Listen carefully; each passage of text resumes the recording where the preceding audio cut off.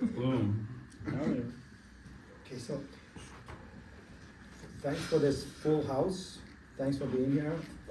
Faces and friends I know, and those who I don't know, hopefully I get to know you a little bit. Yeah, so just to cut to the meat part of the talk, rather than intros, right? I want to start with one sort of like a historical thing, which is if you are familiar with the founding of the discipline of art history in Vienna, and if you're familiar with the writings of Alois Riegel. Anybody knows Riegel? Some people must know Riegel, right? So Riegel basically was a curator at Mac, also taught at Angewandten, I think, whatever it was called back then. And he was a generalist in art history. He believed that like the art historical method should be applied to Persian rugs, to Roman belt buckles, or Renaissance paintings, or sculpture from Roman era. You don't need different methods. The methods have to be general enough to be applied to everything, every artifact. And he gave a series of lectures in 1850s, which he titled Historical Grammar of Visual Arts. And that was in opposed to, say, the vocabulary of art, which was sort of has to do with motifs and iconography. He believed that there's a hidden structure, which you call grammar of visual arts, right? Which you don't necessarily see, but it's a form of sort of like early structuralism, right? And then he gave the lecture. It was a 10 session lecture he gave once, like a sort of PhD level seminar on history, and then 10 years later he returned to it and updated it and gave the same 10 lectures again. And he died very young at the age of 47. And in the introduction to the second version of the seminars, and this book only got translated and was made available to English speakers in 2004, but German speakers could read it in 1850s or 1860s. Like you see, there was this huge gap in like this knowledge being transmitted across culture and language. I think it was translated to French earlier on than English, but in English it took 2004, and it's the zone books, and I recommend every artist or anyone interested in art history should read this book. But anyways, in it he talks about art history as a building, and he talks about how the art history was built with three wings, which was architecture. Imagine three wings of a building, right? Architecture, art, painting, and sculpture. And then later on, they decided to add another back wing to it, back to the architecture, which is basically craft or applied arts, which is sort of like what Mac does, right? And then he talks about how the method was bad and the foundation was wrong, so then it was rebuilt with like the basement was straightened, and then these four went up, and people started basically developing these four methodologies for understanding painting, sculpture, architecture, and craft. And then once the building went up, they realized that, oh my God, to go from one to another, you have to just basically cross, and there's nothing linked. So then the work of art history became building corners to this building. So basically you could then place practices or artworks anywhere you want between the four, and there's like a corridor that takes you there, right? And so I wanted to start with this beautiful image of like this sort of like a spatial conception of art history. And then the second thing I want to like give Sean to sort of like comment on is how, I mean, there's a lot of name droppings tonight. I studied in a very rigorous art history department. I did my curatorial degree at University of British Columbia. I studied with Serge Guilbeault, who wrote the famous book, How New York Stole the Idea of Modern Art, which showcased the politicization of abstract expressionism and how it was like used in the Cold War. And John O'Brien, who was the editor of the 4 volumes of complete works of Clement Greenberg. Clement Greenberg. So basically, based on what we studied, was like modernists really needed to sort of like to break away from the tradition of Western art. They had to sort of find another historical origin for what they did. And basically, the way it was framed was that in Europe, they went to Africa, and that's why African masks and all that was so important for Cubists, for Picasso, but also Surrealists were very much interested. The first show of African art was shown by André Breton, right? And how in North America, basically in US, the Rockefeller's wife, Abby Aldrich, she was like, we gotta do the same, but we should go to Mexico and start with sort of like Aboriginal work, and basically the preliminary shows that informed the production of the construction of MoMA was showing Mexican craft and Mexican Aboriginal paintings. And in Canada, the modernists in Canada, they did the same to Aboriginals in Canada. So like they got inspired for like their visual vocabulary and sort of like their spirituality. They were all into theosophy and anthroposophy and all that stuff, right? But visually, they wanted to find something, and they went to this sort of like path, right? And then what we got with like post-structuralism was sort of like Foucault's archaeology of knowledge. The book is about sort of like saying like these linear histories have to be abandoned, and you could have history of things, or history of, like you could basically break down the idea of history into whatever history. And for Foucault, things should have been organized through the three axes of power, knowledge, and body. So if you could like smash or deconstruct this linear modernist history and conception of humanity from like, basically for him it was sort of like the birth of the early modern or 1500 to the late 19th century, was to sort of like then reconfigure along these three axes. And then later on, I mean maybe this is enough, right, for you to start. Basically the idea was always that you would hold the art against some history in order to give it depth. You would hold the flatness of painting, and you had to hold it against something to then make sense of it. And then these days it seems like your artists in art education are allowed to hold art against anything, against any idea. And those ideas are increasingly are not convincing enough to replace history of art, or replace even like those minimal histories that as they were defined by post-structuralists. So we're in this free-floating, in my opinion, you might disagree with me, that like artworks are kind of like floating without any kind of like, any substantiated thing to hold them against to understand their significance. And I just wanted to like lay this out to tell you where I come from, where my interest in art is, and why I share this opinion with Sean, that like contemporary art is in desperate need of like rigorous history. Yeah. Well, that was all for you. That settled it, I think. But to elaborate, I think, so I guess the place to start is just something that crossed my mind as we were walking over, which was, we were, sort of doing, the kind of prep talk, and the image entered my mind of sort of the status of contemporary art is sort of like a string that's detuned, that you can't make a note out of it on like a guitar or whatever, and that this sort of history is a sort of tension on which the tension of the string becomes something that then makes it resonate. And so there's a number of angles I can start from, but I think I guess the first one would be that it's a kind of ridiculous pretext that we're beginning on, where it's just like, why wouldn't contemporary art need history? Like, why would it seems to me obvious that any field, it should be interested in its own history. Like fashion, should be invested in the past of fashion, and architecture, whatever. I don't see the grounds for an argument of its non-existence. And this reminds me of a quote I saw recently from, I haven't read the book yet, I read a review of it, but it's Richard Wollheim. I'm going to read it but it's expensive, so I haven't bought it. Richard Wollheim wrote this book called, I think, Painting is Art. And at the time, I think this was the 80s or 90s, he was sort of a philosopher who was very much against the mainstream in art discourse. And an observation he made, which I thought was something that hadn't directly occurred to me ever before, was just that the basis for engagement in every field of artistic production, except for visual art, is criticism. Music critics are the people who talk about music.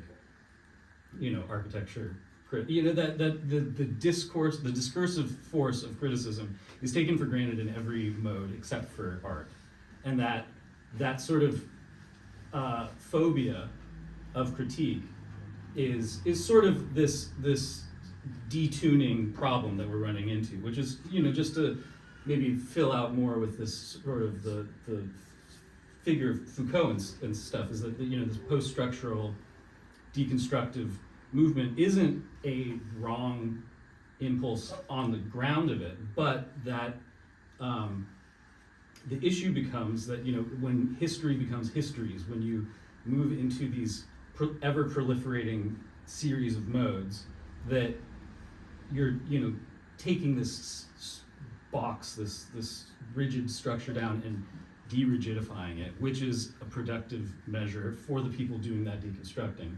The problem is that when you teach the deconstructed to young people who didn't have a structure beforehand, To begin with, you're sort of like grasping at air because it's already been sort of pre-digested, and you don't really have these foundations. And so it's really just a question of didactics and sort of the intergenerational results of how teaching art and learning about art and discoursing around art have been sort of taken apart and sort of and that this sort of tension is slack. And it's just like we were at the Kunsthistorische, Kunsthistorische Museum. yeah, Kunsthistorische, yeah. And it's just like a question of, you go see the Bruegels, and it's like, God, the Bruegels are good. Look at these Bruegels. Look at that guy. Wow, incredible. Why can't we do a Bruegel? And not in a literal sense. Like, of course, you can't copy Bruegel and be as good as Bruegel. Like a vibe, not. Yeah, just like a sense of achievement, a sort of awe. And I think this is.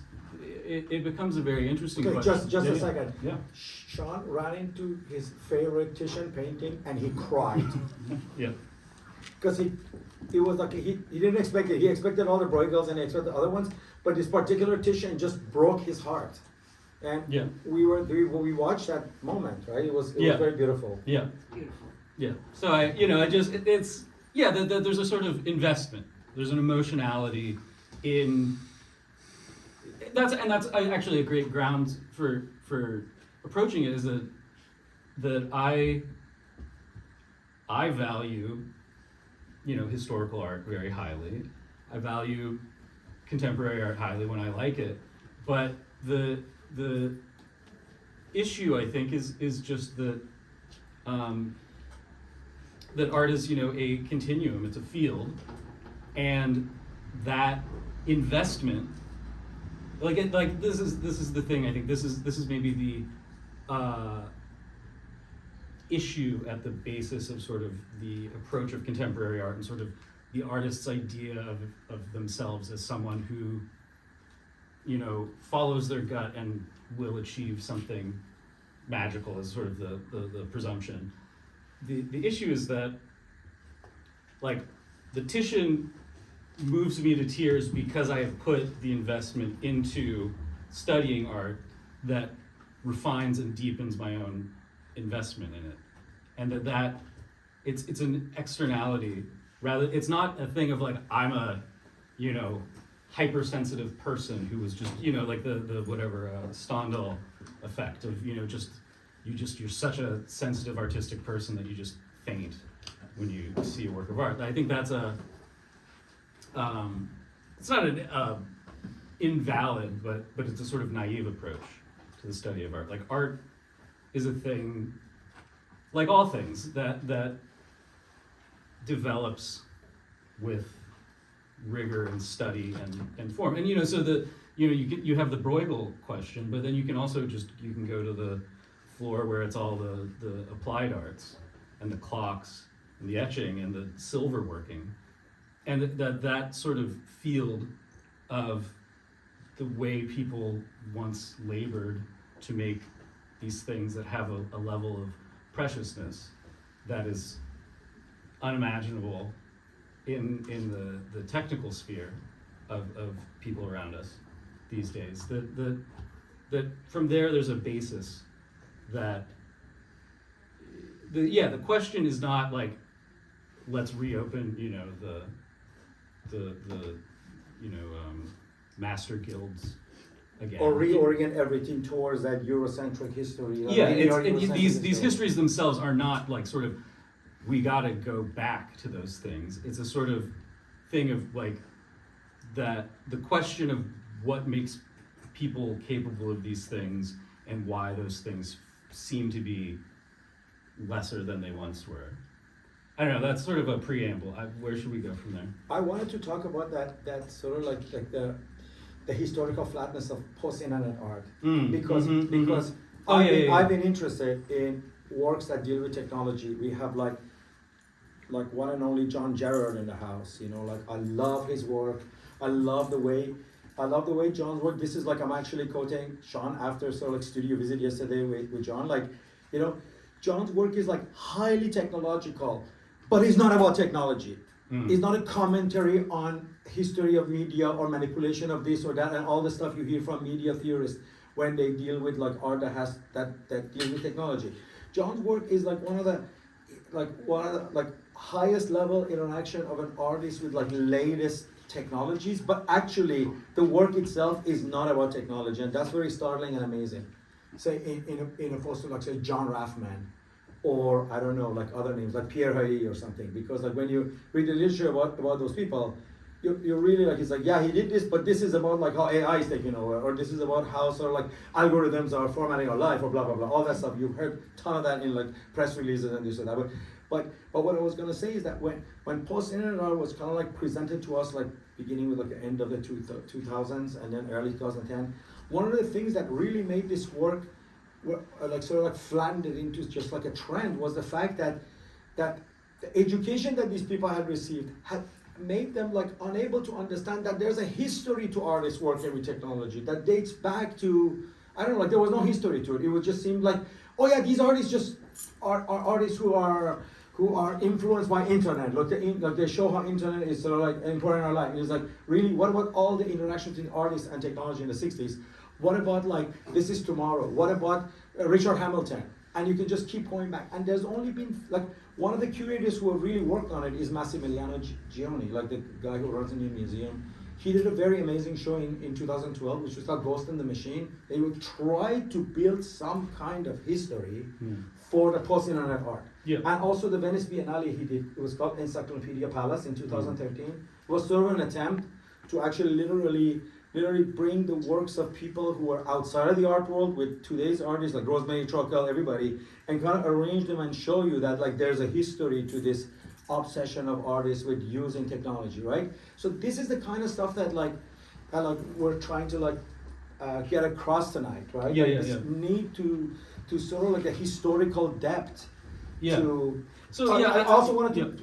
to just back my work, right? And this is like, thanks to ChatGPT now you can easily do really research that would take so this is the sort of like what is required in terms of art history from MFA students at like top North American colleges. So Rhode Island School requires 60 credits to get your MFA, but 0 formal art history. Instead, graduate seminars of theory. Okay, so School of the Art Institute of Chicago, no fixed art history requirement. Student make either history or theory criticism component. So 0 art history. Pratt Institute MFA, no required art history courses listed, only interdisciplinary seminar and electives.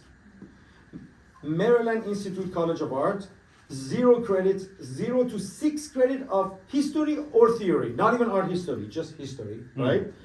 And Cal Arts, no separate art history requirements. Critical studies, selective exists, but no art history focused seminar has been offered in Cal Arts. Can you imagine? Yale School of Art, critical studies seminar required, but no explicit art history. UCLA requirement. That's it. It's all that. Yeah. So yeah, I think the way to sort of frame this ahistorical conundrum of post-internet art is to go back to sort of the question of modernism and this idea that with modernism, this idea is that there's a teleology to modernism, where it's sort of you want to either, that there was a desire to sort of break with the old world that was decaying and create a new one, or find sources, in the sort of the atavism of the history of, getting into African art or whatever, that there were ideas that were leading artists towards these breaks with the conventions that they had been instilled with. And that progressiveness, that sort of the need to sort of change, was grounded in the substrate of the history of art, that it was a thing that was being worked with and against, that was being sort of pushed against, subverted, moved around, dealt with, and that was productive. It was very productive. It was, sort of people were doing new things, and there's a lot of, it's a very interesting period, up through maybe the 70s, and then in the 1980s it's sort of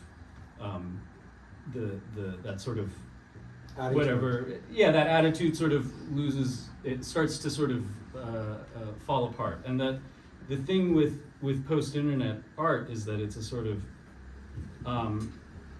that vanguardist notion of sort of like, oh, well, we have to innovate, we have to do the new thing, we have to make something new, is sort of instilled, cut off from. Well, it's cut off from history, but it's also sort of taught to you in school that vanguardism becomes the history. Vanguard is like, instead of vanguardism being a break from history that you were taught the history of vanguardism, and vanguardism then, like, so it becomes a sort of finger trap, where like, oh, well, I have to break with history, but breaking with history is my history, so how do I break from that?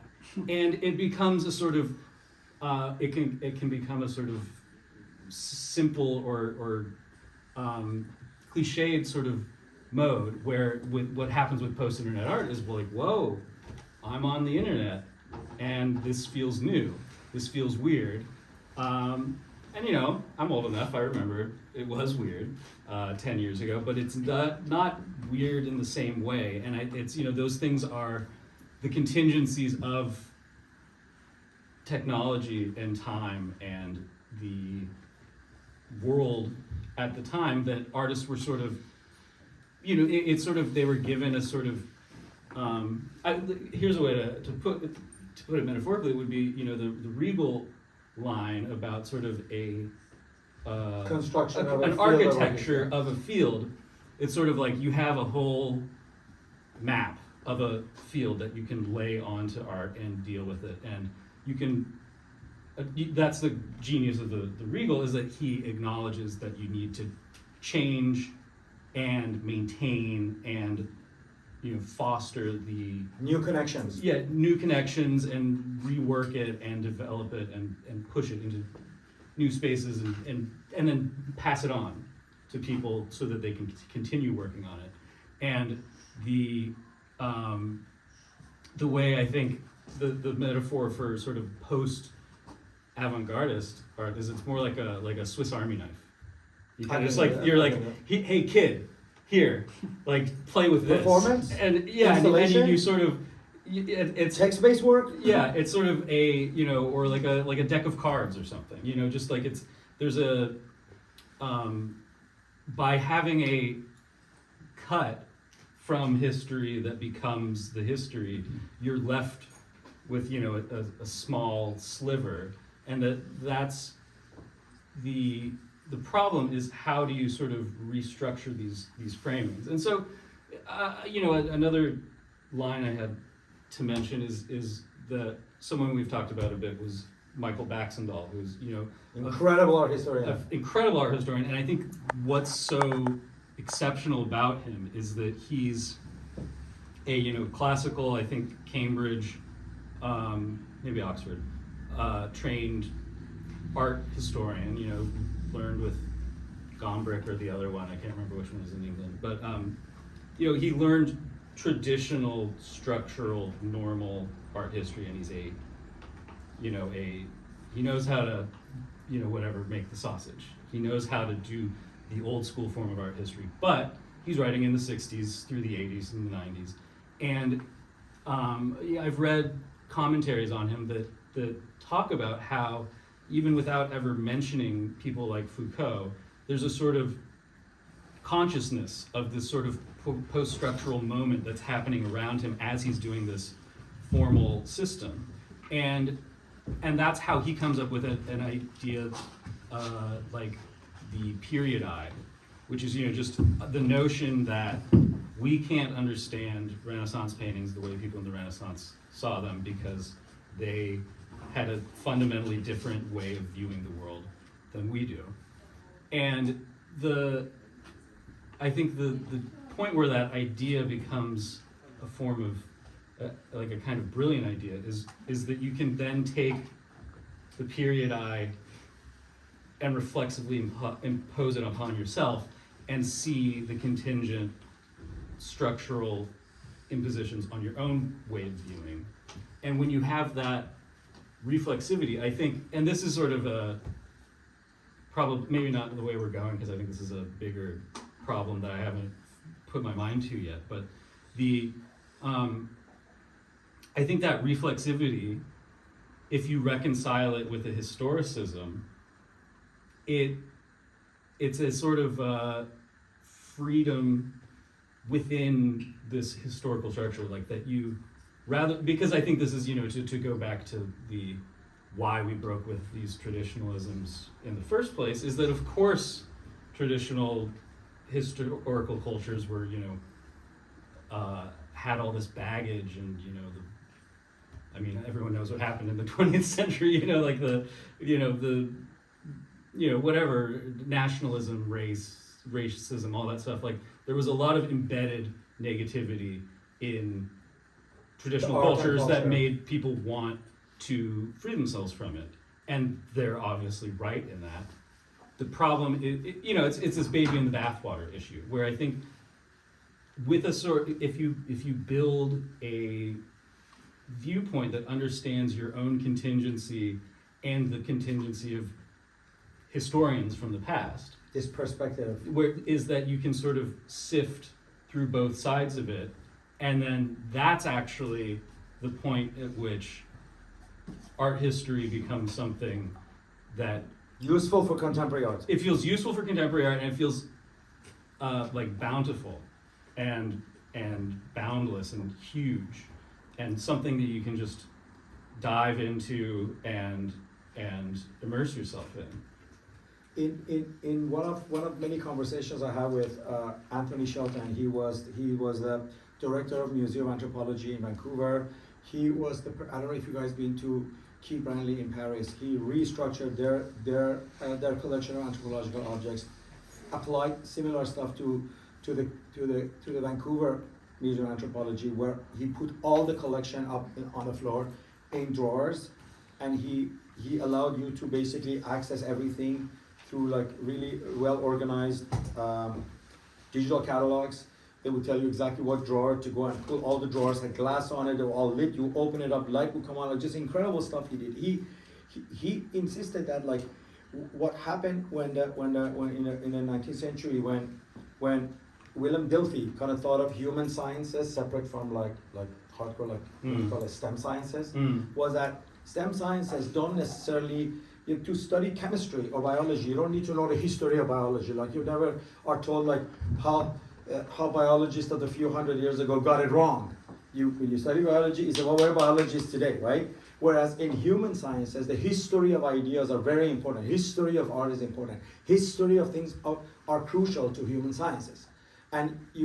So it was like taken for granted that if you study art, architecture, anthropology, the history of the field is very important to where the field is now. Whereas in like medicine, the history of medicine, unless you're a historian of science or you're historian of chemistry, which exist actually as sort of like little fields within history of science in universities like Yale and Harvard and all that.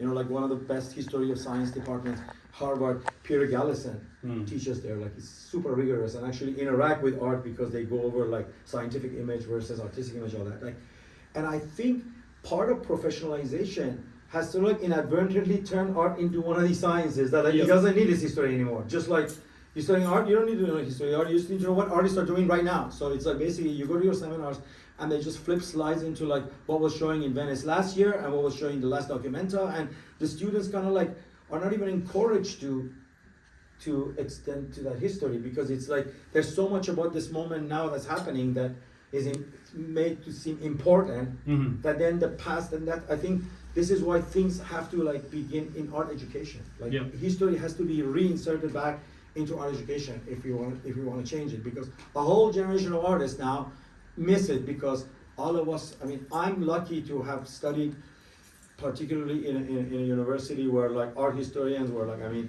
Jeff Wall insisted that, Jeff Wall and Ken Lum, both of them younger artists and like kind of like starting to teach there, he insisted that Serge Guilbault must be brought to teach at UBC, because we need this history here, we need these modernists here, right? And Jeff was teaching at UBC, so I'm lucky to have been exposed to the last of that. But even at UBC right now, art history is not taken that seriously, because you know what I mean. It's like medicine. You don't need to do history in the field. No, I think I think this science sort of professionalization of art is a big trend that I think is very much swept under the rug. I mean, all my friends who went to art school, especially if they were around the New York area, I remember really getting the sense from them talking about their school experiences that it's sort of, you know, you have studio time and you meet people, but really it's like, you know, getting young aspiring artists together to figure out together what's going on in New York. And that's sort of that's the education you get. And that you know, trend focusing is not perhaps the ideal system. I think that's sort of what I've come to the conclusion of, is that it's simply being, you know, in the churn of these things no longer sort of pays off dividends in the way, you know, it did 20 years ago or so. So that's sort of the problem to me of sort of dealing with these things. But I think the to go back to this sort of, you know, the history of science thing is, and that you know, the humanities are a separate field. And I think that's the thing, is that like I was gonna say, you know, like the trite line, like, you know, those who don't learn from history are doomed to repeat it, which is maybe not exactly. They're doomed to not have history. Yeah, but I think the bigger notion is simply like, okay, what are the humanities? And you know, this notion simply of like novels. There's a great Wittgenstein line in his book Culture and Value, which is where he's not talking about philosophy and logic, where it's something along the lines of, you know, people have these things like music and books, and they think it's there for their own entertainment, and it doesn't cross their minds that they actually can teach you things. Like that's, I think it almost becomes hard to talk about, because I take it so for granted that I don't see it.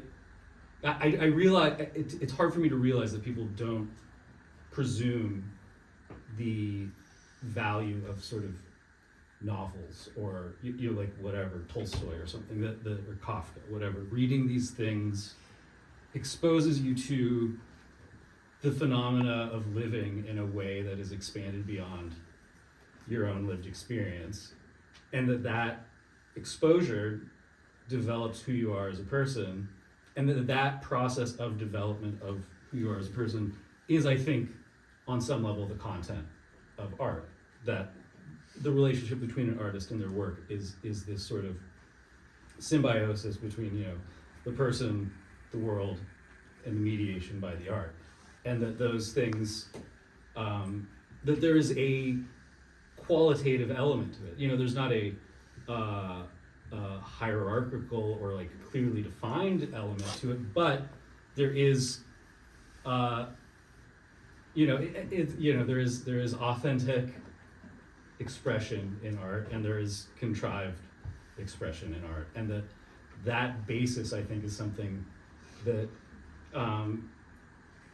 I think people shy away from in a way that surprises me sometimes. You know, something you said earlier about the modernists and their sort of like attempt to put together a teleology. Mm-hmm. That thing, that sort of like that teleology that was what breaking from the past, Yeah. was something that was actually very productive in the post-war era, because if you dig into sort of like how minimalism emerged out of abstract expressionism, it was partisan. Yeah. These Yeah. people trashed abstract expressionists. Like minimalists were like, enough of this shit. Yeah. Yeah. And in the same way, minimalists were trashed for being so corporate, so easily captured by the museums, for making these shiny, big industrial objects. You know what I mean? Like, breaking from the past was part of like sort of like coming up with something that was sort of like worthy of the new, the label of the new, right? But we've also lost that. You know what I mean? Like, the new stuff arrives, but it doesn't really try to establish this teleology through the negation of what was just accepted by the market or institutions before it. Yeah. We also have lost that. So even because people are taught to be polite, because I don't know, you're showing with people that like your work is totally against the ethos of their work, but you're in the same show and you don't feel like sort of like doing this kind of stuff. Like I was researching like the first Dan Flavin show in Green Gallery, the very first one, and you know, 3 people showed up to the opening. Donald Judd, you know, like that's it. Nobody, and then they were just standing there crying and saying like, no one likes the stuff we're doing because there's only 3 people at the opening, right? Yeah. And imagine, this is the show that's been reconstructed several times by David Zwirner, by people, because that Dan Flavin original show in Green Gallery is a very seminal moment of, not just for him, but for minimalism, right? Mm-hmm. So this is how this history was developed, through partisan writing, partisan rejection, and like, you know, not shying away from argument or fight, or like that whole thing about the last international in 1972, where like Daniel Boren went into like basically like a nuclear mode with a minimalist overhanging a thing in the middle of the rotunda. Like, then the Guggenheim. so like the situation is trying to sort of like, situation is basically for Daniel Boren, all that minimalists were doing was just already like commercialized and marketed, and he wanted to sort of like hang his stripes in the middle to kind of like negate this sort of like narcissistic space of Guggenheim, right? And then Dan Flavin freaked out, and then became a big fight, and then they had to like censor the French in the last days, and then that was the last time that should happen, because the institution basically shied away from this sort of like radical argument between artists, or clash of politics and aesthetics, basically. Yeah, so there's 2 points for that that it made me think of is so the first one is that I think that's sort of maybe the most visible element to me of this sort of institutionalization, historicization of vanguardism, is that it's also valorized in the market, and therefore, you know, the sort of desire for innovation is also the desire for career advancement, whereas the actual fact of, you know, neo-avant-garde or avant-garde vanguardism consisted precisely in refusing the market. And, you know, there's plenty of historical problems of the struggles in the contemporary moment where, you know, you can't be a starving artist in a loft, you know, working, you know, 10 hours a month or whatever. Like, so that, you know, the practical difficulties of making art today are more inconvenient than they were for these radical artists at the time. But the fact of the radicality itself is a sort of intransigence, a sort of faith in one's desire to do something with their work that is not conforming to the normative. And I think that's sort of the thing we need to sort of find our way back to, is a sort of place where one can behave insurgently against the institution of contemporary art. And contemporary art has become a very, you know, insidious sort of thick blob that it's very hard to sort of find any space where it's not already reincorporated within the system. Well, go ahead. And I think like the sort of at least for myself, I think if I have any sort of refusal of whatever writing, aspiring to be a writer for art form or whatever it is, that my moral grounding that leads me to write the way I do in the format I do is something that was taught to me by art, that I learned to stand for my values and not put For your career judgment, first. for your taste. Yeah, that my sense of judgment was something that would not be accepted within the conventional art publishing world, and that I believed in doing it, so I did it. And it's by dumb luck that I've managed to keep doing it for as long as I have. The other thing, which is actually, that was an accidental good segue, is that I was thinking exactly about this sort of enthusiasm problem when I just read Balzac's Lost Illusions, which is largely about sort of the publishing world in the I think 1830s in Paris, and just sort of these gossip magazines, and the funny part was that it's like all this sort of venality and sort of lying to, writing something that you don't believe because you think it's good for your career advancement, or just doing anything just for yourself, and it resembles the art publishing world that I'm aware of, which I'm not that intimate with. But the difference is that there's a sort of salacious sort of like thirst for advancement and power in that world, in Balzac, that I think is completely absent in the contemporary art world, where it's sort of just going through the motions, sort of doing it because that's what's expected of you, and that's the way it's done, and that I'm going to continue doing it without thinking, and sort of to avoid thinking as much as possible. Well, the way I always thought about it, like historically, was that art is like basically the post, like the rejection of the salon, like the secession, in the moments where like art is kind of like broke from tradition, and they said we don't want to do that, right? Mm. Like here, it's exemplified by the creation of secession, right? And like it was about sort of like they saw the institutional art, or like whatever it was, academic painting, historical painting, whatever it was culture. Mm. And art would basically be like, it would reject the culture, and then art actually would come out of the culture by rejecting it. So like a child that rejects his parents, but then culture will take time and it would absorb it. As soon as it absorbed it, other artists had to just negate that. Yeah. But what happened was that cycle got shorter and shorter and shorter, to the point that actually you didn't need to reject it, because already the Chelsea galleries were at the Yale MFA signing up the graduates. Yeah. And when that happens, the artists who rejected the culture would always remain an outsider. They would never be sucked inside, because that whole process was interrupted by say the market, the galleries and the institutions sort of going to the source and immediately rareifying it.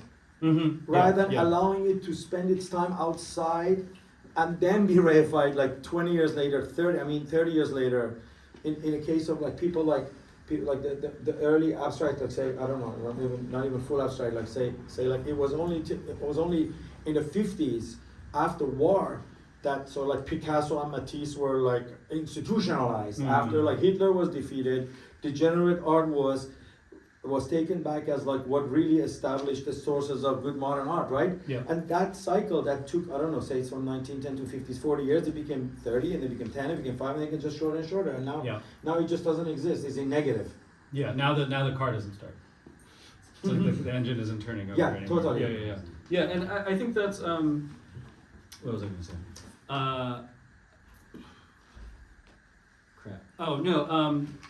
Yeah, just this.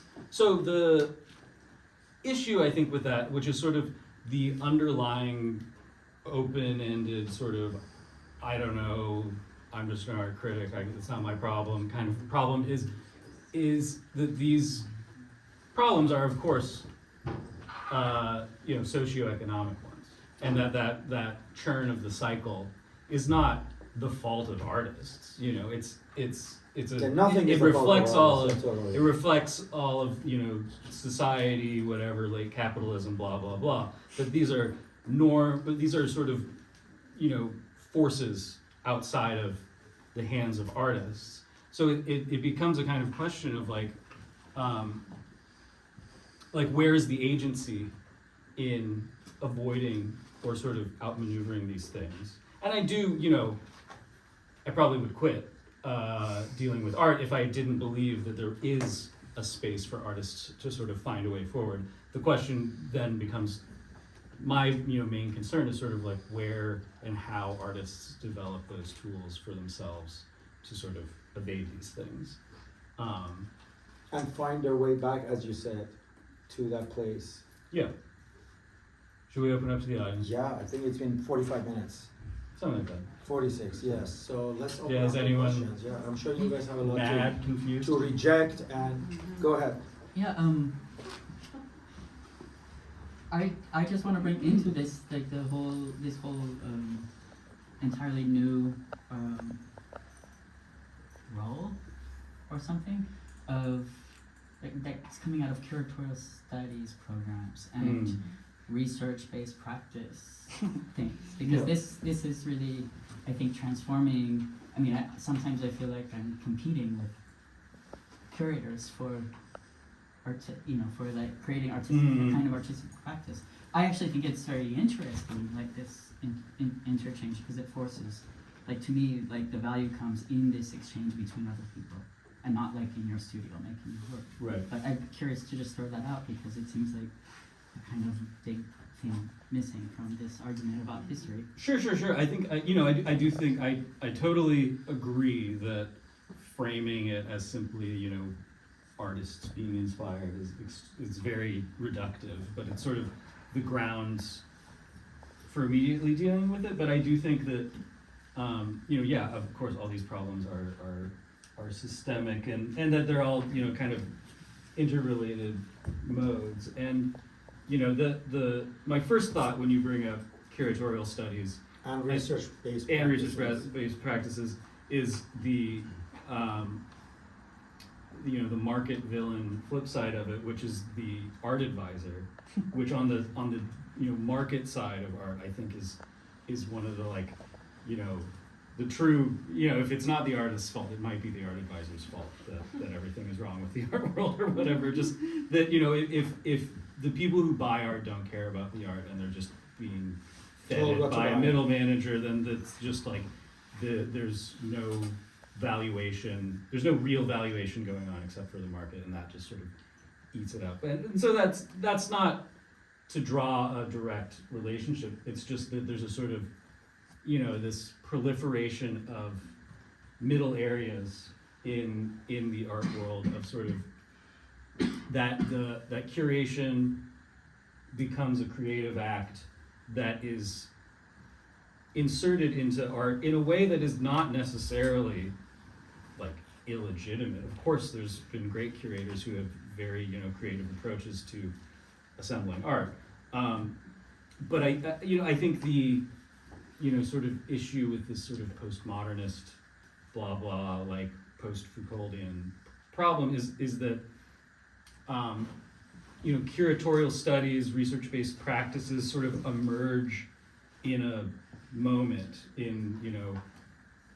I think of it as sort of like post-October magazine, sort of these very theory-based practices, and a lot of those people had very rigorous approaches, and they were dealing in very specific ways with the placement of art objects in spaces and trying to subvert the norms of that.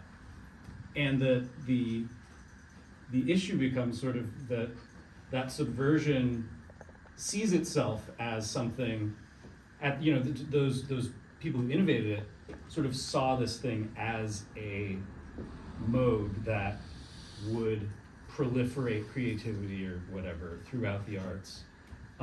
It reminds me, there's an Andrea Fraser quote where I read her Book of Oliver interviews a few years ago, and she says a few times that she believes, institutional critique is as, inexhaustible of a field as the traditional modes of painting and sculpture and music, and I don't think that has come to pass. Another metaphorical thought about it is that, I think maybe in a, utopian society, it may be, I guess in a utopian society you wouldn't need institutional critique. because the institutions would be just, but the problem, I think, the way it was seen in the moment in mid-century by these avant-garde artists is that they were tearing down these structures to push towards a new form that was going to endlessly sort of roll out new, like, oh, I'm doing something new and it's going to be new endlessly forever for everyone after me. And the issue, I think, is that, minimalism, the institutional critique, all these modes, they perceive themselves as at the core of art, that they were sort of retooling the center of art.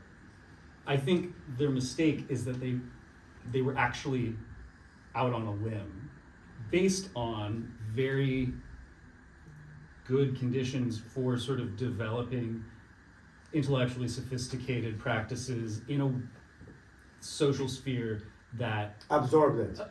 It absorbed it, but it also gave them careers. Yeah, that's like everyone in New York, exactly, yeah. Like that's like a thing. Is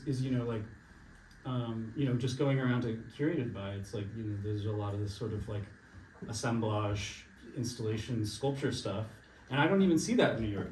Everything in New York is painting, and that's because paintings sell, because New York is just so instrumentalized for money, and it's just sort of like you can't have a new Donald Judd in this context, and so those social pressures sort of intrinsically sort of lead to cutting corners, dumbing down, and shaving off the sides of what is an approach with potential.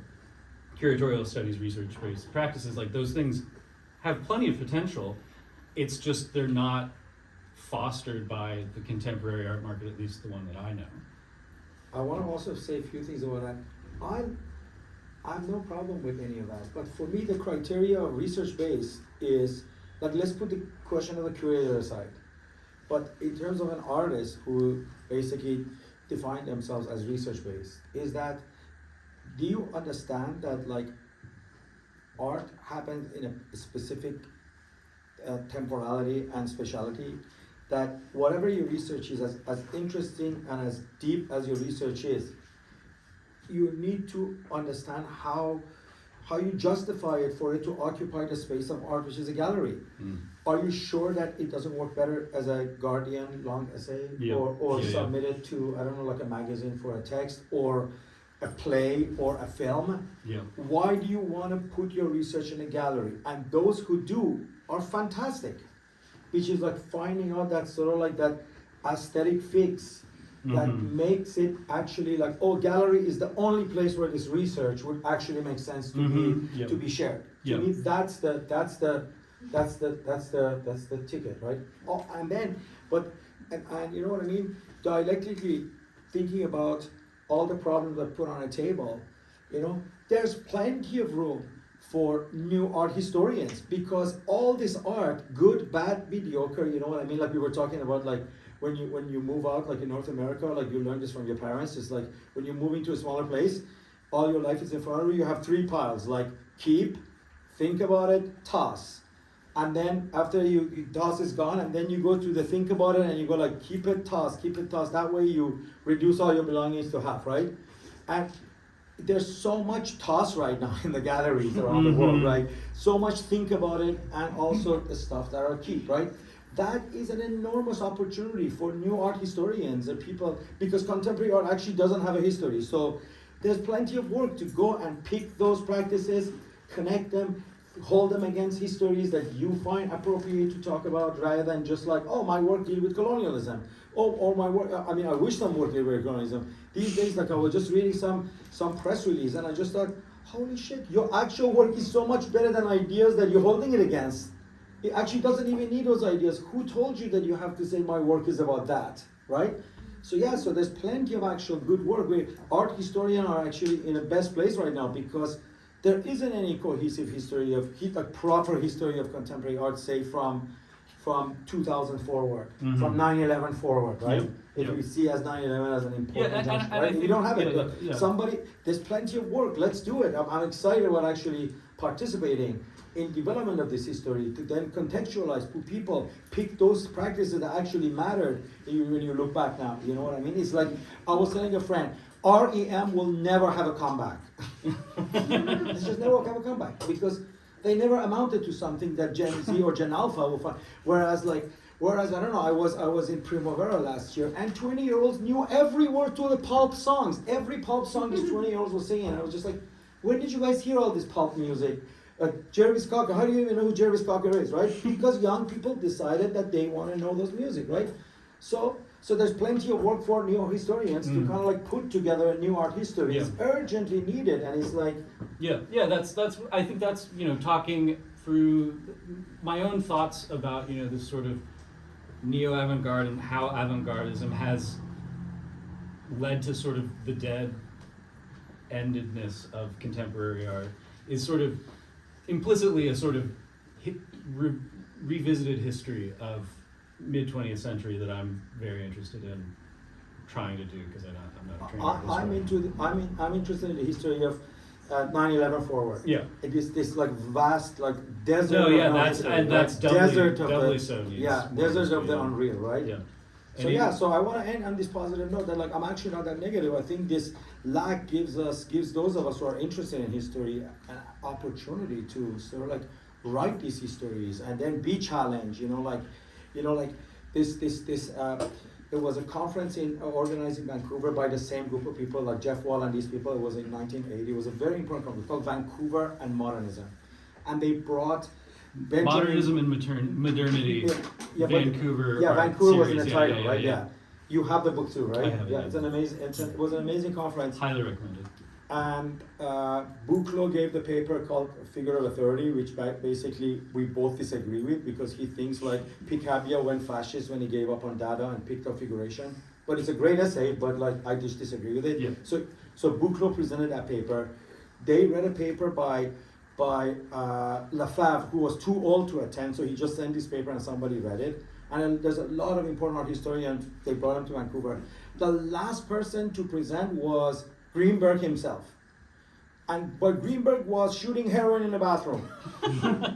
So somebody had to go get Greenberg and say, it's your turn. And then he came and he gave this paper that basically was very kind of like racist, and he said, but it was this crude way of like rejecting cultural studies and postmodernism and saying like his late work, he always calls things decadence. Yeah, he says just like it's all decadence. It's all decadent. Art is a Western thing, and these things are culture. Don't bring them into gallery, and don't call them art. Art is something that's exclusive to Western people, and it comes from Renaissance, and it ends here and here and here and here and all that, right? And then a couple of lesbians and queer activists actually got up and challenged him, and they basically called him racist and called him like problematic. I kind of reenacted that in a conference. Like I sort of like became Greenberg. I gave the paper and I had people in it. So I don't know what was my point about this, but like, I told you lots of name dropping, right? Yeah. But yeah, so it's like space of art. Though, this is what I was gonna say. I like to be challenged about the history of post-2000 art I want to write. I want somebody to get up and say, this is all garbage. It's not, it went down that way, it went this way. Because I think this contestation and arguments are totally important part of development of this history. Yeah.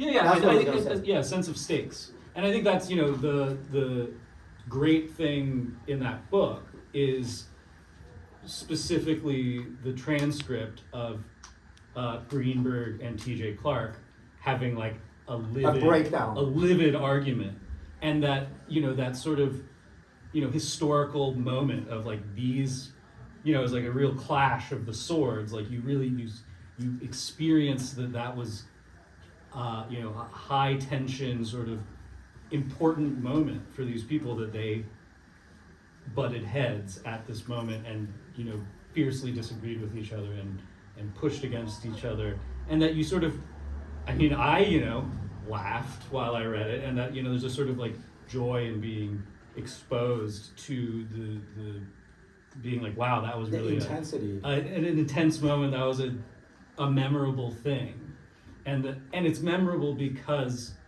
both the T.J. Clark and Greenberg had very specific, very invested senses of stakes in art that they were regardless ready of to which yell side at each you other agree about. with more, or Yeah.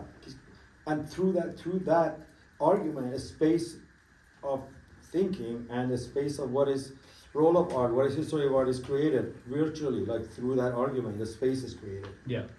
Rather than agreement. Yeah. So more questions? I have maybe a comment or Yes. a thought. Go for Thank it. you for the talk. It was Mhm. very nice. I was just thinking about, or like a theory I have, is that there's just many more artists now than there were. Absolutely. It's almost like too many, and I think it gets fed by this like art college thing, and also Instagram, and people find it more accessible, I guess, which is great. But I think because of that, it's really hard to, I feel that it's going to be impossible to determine oh, this is like the leading strain of what's important now. I think there's not going to be these are the most important artists of our time, because it's hard to see through so many practices or go through everything. That's definitely an active element, and I do think that it's sort of a byproduct of sort of the market glut, Yeah. that sort of it's legitimized, and the artists aren't sort of starving in a garret anymore. And Yeah. that's Plus that, the that's yeah. opportunity. Yeah, so this is actually something I thought of that I wanted to bring in, was that there's a funny thing about how, if I often get the feeling that it's a difficult, hard position to be an artist now. But then it's like, I've been reading a biography of Baudelaire, and it's just like, Jesus Christ, that sucked. What Courbet had to go through to make those paintings, man, we got it easy. Man, we're soft. And there's a sort of, I guess a dialectical thing going on there of the sort of the material ease of living in the contemporary art world relative to Late whatever. 19th century. Yeah, 100, 200 years ago, is that there's a sort of it was a wider sphere. It was an open kind of box. Well, actually, I'm not even going to say that, because I'm reading Canvases and Careers, which is all about how The market operated. how the academic system turned into the art market system, and it's a very specific historical situation that leads to the possibility of people like Baudelaire and Courbet. So I'm not going to generalize, but I think that there was still, an openness there, because it was sort of once you broke down that system, it was wide open, and Courbet could start doing, his socialist paintings and stuff in a way that was completely jarring to the basic conception of art. Whereas now, that's what I said about the contemporary art being sort of this ooze, that it's really hard to sort of find get leverage away from it. I think that's a sort of, just these two problems mirror each other or reflect each other, and I don't know if reading about that stuff is actually useful for the current problems, but I think it's interesting. But I do think that the sort of the glut, it's the glut versus the Scarcity. scarcity that was so dominant then. So it's a real issue of it, and it is something where it's sort of, sometimes I wonder if the whole market just crashed entirely, and like that would get all the whatever Johnny come latelys out, and then the people who really cared would stick around, and that would maybe be better for art. But I'm not that optimistic about sort of The market the crashing. market consequence crashing, of market or crashing. the market crash probably will just be really bad, so it probably won't fix much. But it's just thinking about these sort of dynamic structures of how art world works. To say a few words in response to you, I'm a person who actually thinks like if it's too socially and anthropologically contentious to bring back scarcity and judgment and start saying like this is not a good art or artist, this is a good artist right now. Certainly we can do it to the art of the last decade or last 2 decades ago, and that's why I think that's what I meant as the opportunity for a historian. There's so much out there that you can really go in and basically, through your ability to research and write and argue and make points and point to things, actually pull those things out that should stand out from like this vast number of people who all got their MFAs and all got their PhD practice, and they're all like making stuff, and really like, and then let 1,000 art historians bloom. You know what I mean? It shouldn't be like one Greenberg. It should be, we should have 1,000 Greenbergs who basically say, I mean I'm exaggerating 1,000, but like we don't need like a one figure authority who would just basically, if they write about you, all of a sudden your career at the age of 60 will blow. It will be like few of them who say, but I think I would go and say we can even do it to young and practicing artists, but let's just not go there because it's just too contentious, right? I make too many enemies. Yeah, and I do think to refine my thought a little bit quickly is just that I think that's the thing is like my ability to be exposed to the history of 19th century French art is based largely on the work of art historians, from the 60s and later, and that work clarified, the importance of Manet and that whole world in a way that was far more opaque 100 years ago, and that our understanding of sort of these are the important artists is actually done retrospectively by later historians, and that I think the reason art was so clearly defined in mid-century was that people were historicizing at that time, and then they kind of stopped, and it sort of became opaque again. And so this is what you're saying, is that there's so much work left to be done on this subject. Yep. I have a question. Like early in the talk, you mentioned this like very profound aesthetic experience that you had at the Curatorial Museum. And I'm wondering about, like, returning to Francis' question about research-based practices in art. Like, I'm thinking about this specific Claire Bishop art form, the information overload. Famous text, we all read it. And I think, like, one of the 3 questions in it was, like, what kind of knowledge do research-based practices produce in an exhibition context? And I'm thinking about this, like, very profound aesthetic experience. And I believe the critique was something about how, like, works that present a lot of research or information kind of act as a kind of barrier between. I kind of resonated Claire Bishop's opinion in my response to Francis. I'm wondering, like, as an artist, a question I often think about is what type of knowledge are we producing in exhibitions? And I'm just wondering if there's any, like, room for critique of research-based practices. I know it's also a potentially really cool thing, but I'm wondering, like, thinking about these 2 poles. No, I think it's a difficult.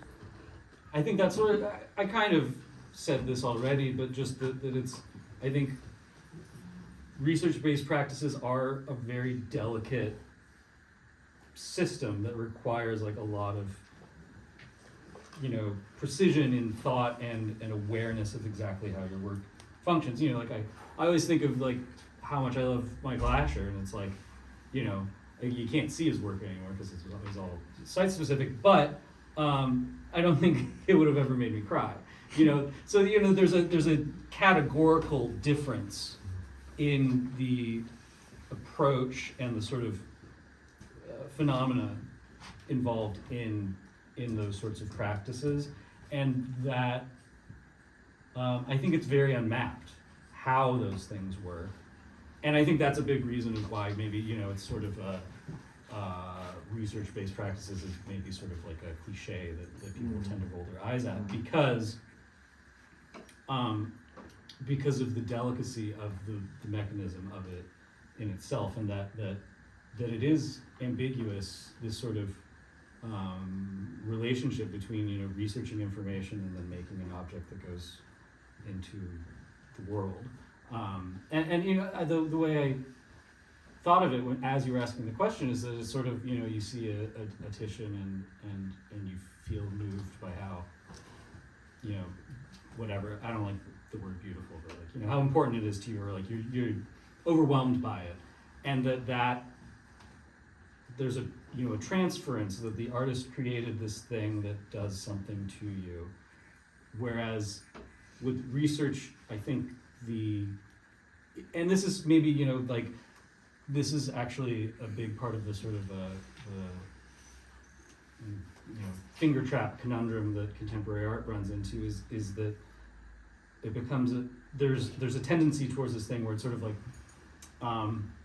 the press release dictates the meaning by saying, well, it's a research into climate change, and climate change is bad, so this art is good, and that on a research-based practice level, it becomes a thing of like the artist researches this thing because they think this thing is important, therefore the art is important. And that can very easily be a sort of sleight of hand, a sort of like cheeky maneuver, rather than sort of an actual engagement on the level of what art is, which is not to say, of course, that research-based practices are illegitimate. It's just it's a difficult thing, I think, to pull off. Well, And what art is not research-based? yeah, exactly. That too. And I think that was like kind of the grounds we started from, is that like being an artist should be sort of intimately bound with knowing about art, because it's like a chef who doesn't care about cooking. I'll give you two examples. In the 2022 edition of Berlin Biennale, this French artist that Kader included, all French artists, I don't remember the name, and it doesn't matter because the work was very problematic. He made a walkthrough installation, a full room of Abu Ghraib pictures, and it was framed as a sort of research-based work that brought back all those uncomfortable and pictures that we have already seen in 2004 when it was, and a group of Iraqi artists in the show kind of like protested and they removed the art because their thing was like, yeah, you call this research, but actually some of these people are still alive. And you actually didn't do research, because your research would involve finding these people and asking them if they're okay for you showing their work. Actually, maybe interview them, see a few years later, what are they doing? Because not all of them died, right? Yeah. And just grabbing some stuff from internet and blowing it up and putting it in a room and forcing people to walk through this is not research-based, right? And then I go back now to 2014. There was an exhibition organized by a friend of mine in Los Angeles. She's an Iraqi curator. And one of the artists in the show was Mariam Ghani. And now there is like a artist panel of the opening, right? And then everybody's sitting there, and there's no information that Mariam Ghani is actually the daughter of the sitting president of Afghanistan. And the work that she was presenting in the show was basically a reanimation of research she had done in transcript of interrogations of Taliban people by American soldiers in Afghanistan. And I'm sitting here thinking like, from one hand, I was compelled to get up and say, you could only do this research because you were the daughter of the president. Nobody else could do this. But at the same time, I found my answer. I said, well, maybe that's the function of research base, that she's actually doing a good job, because she's the only person who can access that, and she's the only person that can give us a vignette into this horrendous scene of torture and interrogation. So I actually didn't ask the question. Yeah. I found my answer thinking like, yeah, this is a good research-based work actually, because she uses her privilege as a daughter of the president to kind of like reanimate this, and if I remember the work right, then she kind of like got actors to reread them and re-record them. So she actually did something interesting with this transcripts that she had, like only her privilege allowed her to research, right? So yeah, so you see, so it all depends on what the end result is, and it was really like she was the only person in the world who could do that work. Nobody else could do that research. Anyone else? Yeah. Okay, this is a stupid question, but do you think there is an objective definition of art that could sort of like exclude a lot of the mush in contemporary art? Well, Art or good art? yeah, that's exactly Yeah, where my that's the mind thing. went. That's the That's the thing. question. Yeah, and it's sort of. I think it becomes just a question of like emotive effectiveness. If it Resonance. resonates, and I think that's the sort of underlying of all this discussion is that I'm a critic, and I don't claim to possess objectivity, but I do trust my own impressions of good and bad art and document faithfully my own reactions and feelings towards work and the discrimination between the two categories. And I think that's just a purely qualitative, sort of instinctual, sensuous experience that you rely on. Or it's not just sensuous, it's intellectual, and it's also grounded in sort of your understanding of the contexts of art.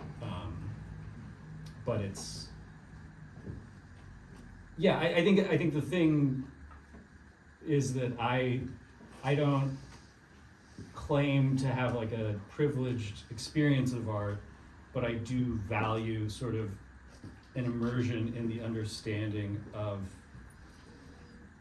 valuable art. And so that's the thing I always think of, is that it's like, I don't think I know art better than other people. I think I am someone who really likes exposing myself to information from other art historians, art writers, to sort of develop that sensibility. And that sensibility is not internal to me, it is internal to me on some level, but I think the essential element, which is sort of resonates with the point of this talk, is that if I know anything about art, it's because I've read a lot about art, and that I learn from other people. Like, I didn't learn to look at paintings by staring at paintings. I learned to look at paintings by reading books by experts who are way better looking at paintings than I am.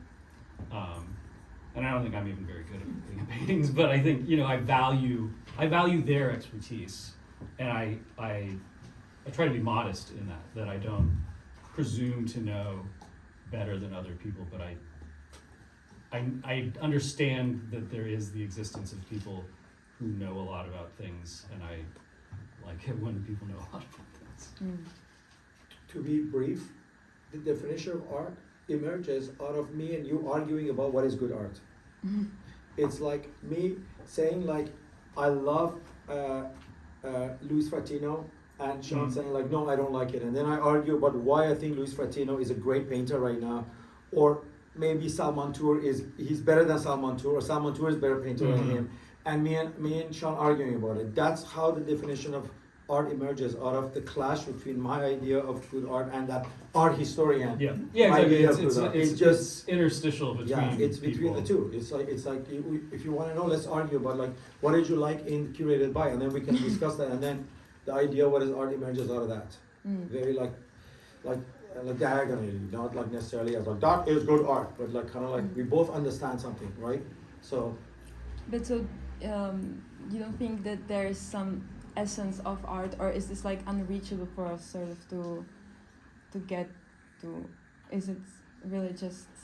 Yeah, I'm too secular for that. Yeah, I think it's I think it's a sort of contingent system that sort of, I tend to think that the like the grounds of like aesthetics or like quality in art, I tend to think of it as sort of the product of culture, in the sense that, you know, a person becomes who they are by existing within the culture they live in, and that gives them a certain proclivity or ability to realize a certain thing, which is, you know, like sort of the Kunsthistorisch question of sort of like Bruegel lived that world, and we see his seeing of the world through the experience of the art, and that's what's so vibrant about it.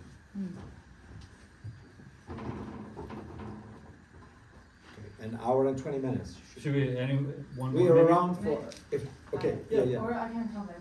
No, go ahead, no, last question. I just, let's say I try to work on my conversation, Mhm. and about maybe some sort of unity that you're speaking from two different perspectives. Let's say the perspective from the outside as a critique, as a historization of art, and the perspective of making of the artist, with reference to like the isms, whenever they are in the time of modernity, but they are coming also, let's say, they are coming also as a manifestation from internal change. Let's say internal change is a reflection, on the one hand, but that is only possible in the unity of conversation, in the coherence of language, which is also like internally coming, whereby it manifests we claim the new ism. But then there is like like, I'm not an art historian, sorry, but let's say claiming art into time, of making it history by calling, for instance, post-war art. And this is something that is about coherence of environment, coherence of historical experiences, which are not necessarily global, but they are also, as every history is embedded in geography, so to say, of unity of experience. And then I'm thinking, if that is possible today with one or another, and for example, the strategy of rebelling from inside, it needs unity, it needs language, it needs not just opposition, because without this relation also to the historical time, there is no opposition to be opposed to. And then I was also thinking about the experience, the global experience. This is something that we are marked, for example, post-internet art, internet art, post-internet art, I don't know, post-9/11 art, post-atom bomb art, and everything that we can claim as a global experience, or let's say the coherence experience, is not probably yet something that I think it's, let's say, a kind of consequential to what we experience as when we talk about the placement of art, which is no longer in a way in the real spaces where we meet, but rather in external spaces of archiving continuously. Because it's not about, it is about an object, but the existence of this object is so temporal in comparison to something that is an act of archiving it all the time, and it's gone to eternity. And therefore, like, this is something in terms of cohesion of conversation. Is that possible in terms of us as artists making, in order to, let's say, also to place our work in time, but also coming from the historical perspective of like outside views, arts criticism, writing of history of the just years behind us.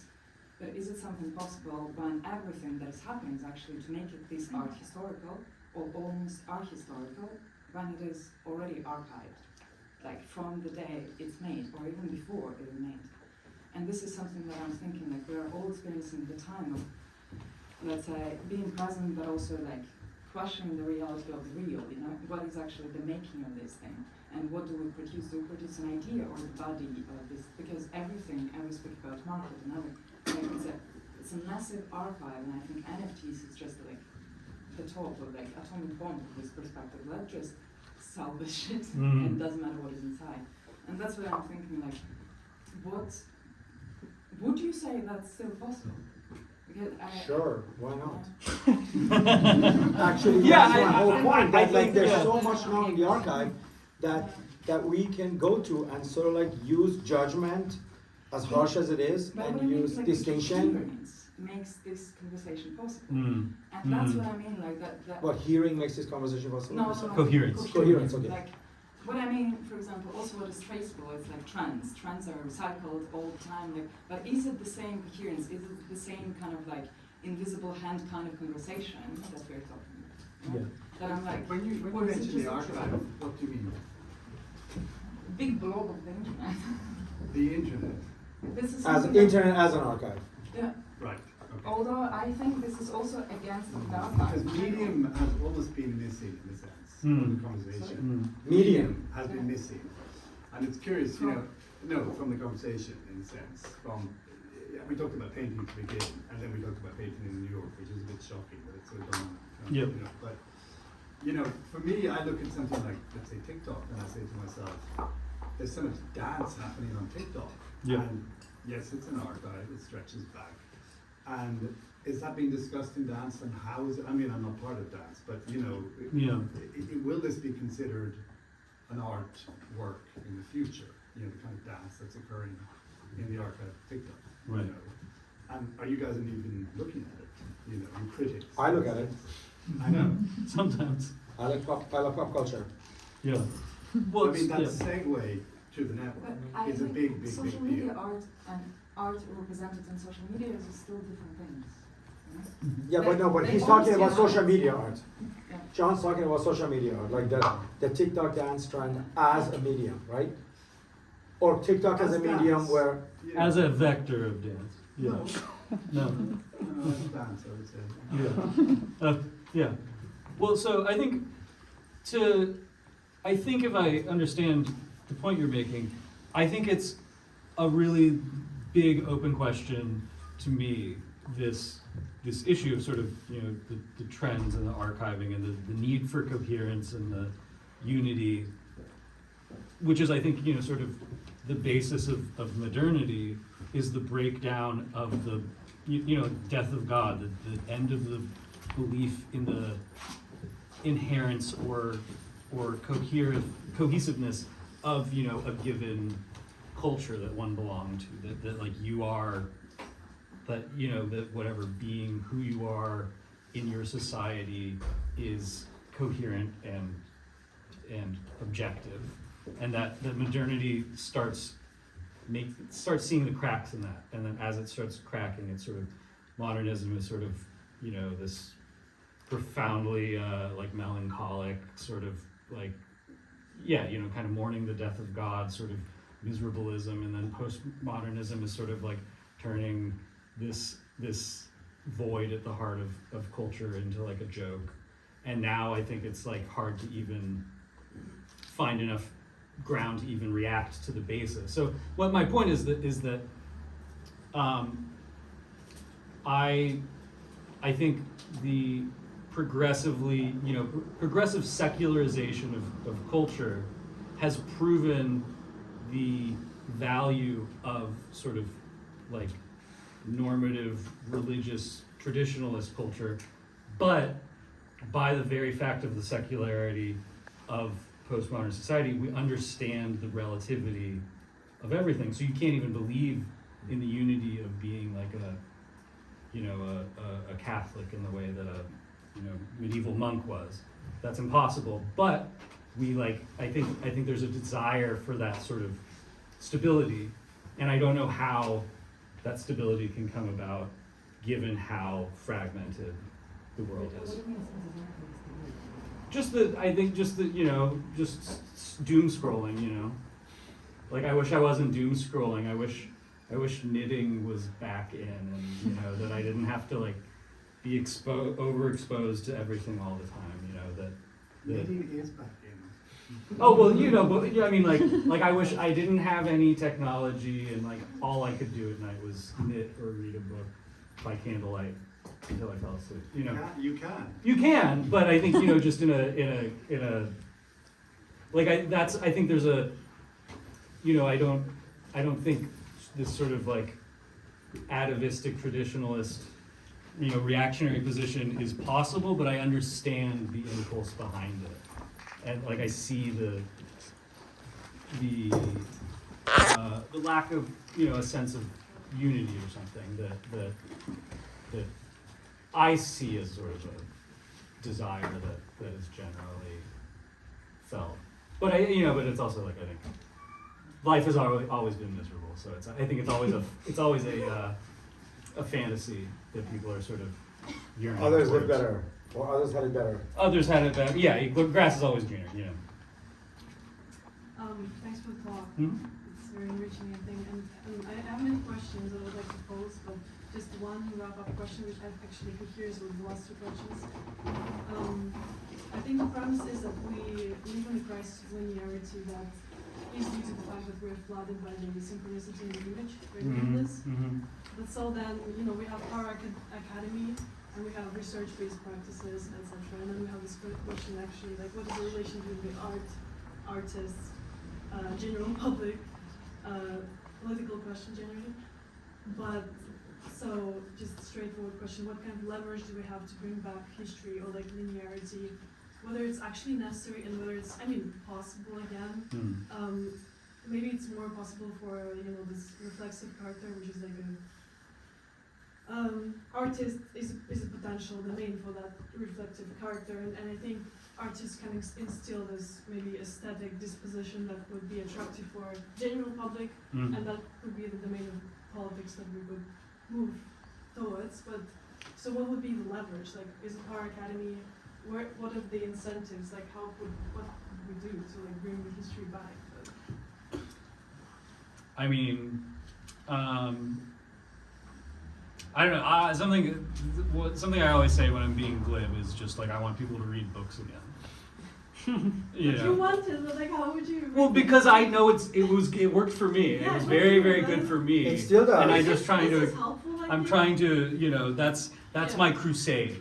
If I have a purpose in my work, it's that Tell artists, read book. I want to experience. I want to encourage people to read books. Do we have to scold them, or like, do we have to? No. It's you lead by example. Okay. Yeah. Like, not to take it back to what I do, but really, like, the institution that I co-founded and now is in its 12th year, it's like an art school for artists to learn from philosophers and like theorists and thinkers, the different ways of rigorously thinking and reading and writing, and then do your art practice in your studio or in your MFA studio. And a lot of the people who come to the New Center are artists, but they come to us because their universities and the departments are not giving them Yeah, this. exactly. So they come to us because they want to like learn how to think, read, write, Yeah. and figure out what it is that they're doing in their studio, and make sense of what their colleagues and friends are doing in the studio. And I just have a few words for you, which is, there's one way that this archive gets distinguished, which is the mainstream way, the sort of like imagine of it as like sort of like a populist salon, which is true like likes and virality, right? Like certain dancers or certain influencer stuff automatically gets exposed to doom scrollers because it's just like through sheer number of likes and stuff they get, they do that. But for the stuff that is obscure and for those dancers whose videos only get like 12 likes or 15 likes, you need to have like serious professional doom scrollers who also have the authority of the critic to go and say, you can like all that like Taylor Swift shit, but that's the stuff that you should be looking at, because my authority as someone who's like who does criticism in TikTok dance tells you that this is only got 12 likes, but that is million times better than that other dance that got a million views and I don't know 40,000 likes. So we still have these two ways of sort of like for the archive to become visible, for the archive to become sort of like accessible. It depends on which one you want to like go for. I usually go for the second one. I try not to look at like anything. Like I usually say, if you already your photos get more than 200 likes, I'm not even interested in looking at you because it's a waste of time. And rather I was questioning the rebellious, let's say, impulse that you were in the very beginning talking about from both sides. You're like, we have to bring it back, we have to be rebellious, we have to take about this position of a position that in the time where the major thing, like this big ass thing, is actually make it impossible for any opposition to almost appear. What I mean, because everything becomes so fragmented, and this oppositional impulse is almost impossible as it seems to me. And that's what I mean. Yeah, I think I agree with you that it feels impossible, but like I also think that there's also so much space for it that it is possible. It's just hard. Totally. It's just it's harder. hard to, you know, sort of stick to your guns. You know, that I think this is the sort of thing of, you know, when you talk about the internet and virality and everything, is that like people, it's almost impossible to resist. You know, if you're trying to build a platform on the internet, then you like have to conform to what gains attention, because that's how you build a following. But it's also possible to not do that And still have some sort of and perhaps develop a following. Like I don't know how to use For example, Instagram. for Yeah. me, I think it's rather also a role of art historian not to exclude that out of conversation. That's Yeah, what I yeah, yeah. mean. Yeah. Because this shape is actually shaping the time. Yeah, yeah, yeah. And this is our global experience, and that's what I mean that Yeah. also in this conversation it is a Totally significant agree. factor Totally agree. to place a judgment, and that's why I'm like I'm not talking about I don't know TikTok or dance. Yeah, yeah, yeah. I'm talking about this phenomena that we live in. Yeah, And yeah, yeah, yeah. This actually is one of the totality of our shared experience. Right. And also as artists, and also those that actually engage with culture, because this is something that is fucking there. Yeah, yeah, yeah, yeah. Absolutely. Well, I think that the naming it as opposition is already misleading, because I think it's more about kind of standing your ground on your position. It's more about like just like really holding your position against forces that want you to do this or that. or the other thing. So for me, that's what's important. More No, than- the opposition that I meant is rather about these isms that are opposing the history before. Oh, And yeah, that's yeah. what I meant Yeah, by yeah, yeah. oppositional thinking. Yeah. And like this is something that's rebellious thinking of novelty, and that's Yeah. what I mean. Like Yeah. progress. Let's oppose whatever that's been done before in the heritage page that we stand on. Yeah.